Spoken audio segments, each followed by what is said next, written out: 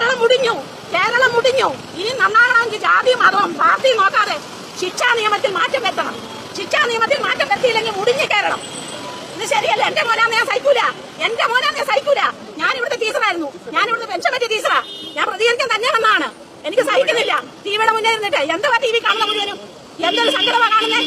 ടീച്ചർമാരെ ശരിയായ രീതിയിൽ പരിശീലിപ്പിക്കുക, രക്ഷിതാക്കളെ ശരിയായ രീതിയിൽ കൗൺസിലിംഗ് കൊടുക്കുക, ശിക്ഷാ നിയമത്തിൽ മാറ്റം വരുത്തുക. ഗൾഫിലൊക്കെ നടത്തുന്നവരാണ് ശിക്ഷ ഇവിടെ വരണം. എന്നാലും അതെ കൈവെട്ടണം കാല് വെട്ടണം അതിന് ഒക്കത്തില്ല ഇവിടെ. ഇത് ശരിയല്ല ചെയ്തത്. എന്റെ കുഞ്ഞാന്ന് ഞാൻ സഹിക്കുമോ? എനിക്ക് താമരശ്ശേരി പോകുമ്പോൾ ഞാൻ പോയില്ല. താമരശ്ശേരി ഒരു 10ാം ക്ലാസ് പഠിക്കുന്ന കുട്ടിയെ നശിപ്പിച്ചിട്ടെ എന്ത് മര്യാദയാണ് കാണിച്ചിരിക്കുന്നേ? എന്ത് മര്യാദ? ഇതൊന്നും സഹിക്കാൻ പറ്റുന്ന കാര്യമല്ല. ഒരിക്കലും ആ കുട്ടികളെ പരിശീലിക്കട്ടെ. ആ കുട്ടികളെ ശിക്ഷിക്കണം. മാതൃകാപരമായ ശിക്ഷ കൊടുത്തിരിക്കണം കുട്ടികൾക്ക്. 15 ബാല നിയമങ്ങളെല്ലാം മാറ്റണം. ടീച്ചർമാർക്ക് നല്ല ഒന്നാമത്തെ ചൂരവടി കൊടുക്കണം. ടീച്ചർമാരെ കൈ ചൂരവടി കാണണം. അല്ലാതെ ഈ ലോകം നന്നാകാൻ പോകുന്നില്ല. ആകാതെ എവിടുത്തെ ടീച്ചറാണ് ഞാൻ. അർഹതപ്പെട്ട കടി കൊടുത്ത് തന്നെ വളർത്തണം. രക്ഷിതാക്കൾക്ക് ശിക്ഷിക്കാൻ പറ്റത്തില്ല. തെറ്റാതെ രക്ഷിതാക്കൾ കുഞ്ഞുങ്ങളെ ശിക്ഷിച്ച് വളർത്തണം.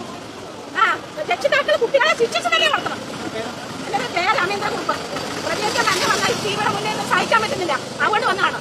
ഇത് ശരിയല്ലേ ചെയ്യുന്നത്? ആരെ പഠിച്ച് ജയിലാക്കിയിട്ടോ ചില ചെറുപ്പക്കാർ പിള്ളേർ ഞാൻ ഒരു രാഷ്ട്രീയത്തിലും പങ്കുചേർത്തില്ല. ഒരു രാഷ്ട്രത്തിലും ഒരു മതത്തിലും ഇല്ല. ഇത് ശരിയല്ലേ ചെയ്യുന്നത്? അത്രയാണ് എനിക്ക് പറയാൻ. വേറെ ഒന്നും എനിക്ക് പറയാനില്ല. കണ്ണീരാണ് ആ കുട്ടി. എന്റെ കുട്ടിയാണ് ഞാൻ കരയൂടെ? എന്റെ കുട്ടിയാണ് ഞാൻ സമ്മതിക്കോ?